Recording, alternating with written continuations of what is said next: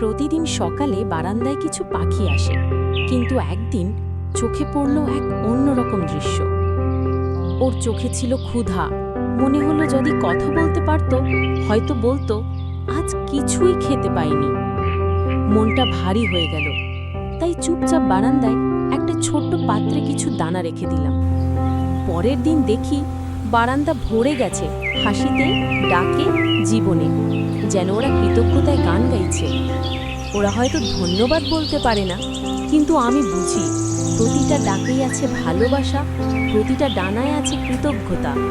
তাই ভাবলাম, যদি মানুষ একটু দয়া দেখায়, পৃথিবীটা হয়তো আরও সুন্দর হয়ে উঠবে, শুধু আমাদের নয়, ওদের জন্য। তুমি যদি এই মুহূর্তটা অনুভব করো, তাহলে একটা লাইক দাও আর সাবস্ক্রাইব করো ওদের জন্য, কারণ এই হাসিগুলো টাকার নয়, ভালোবাসার।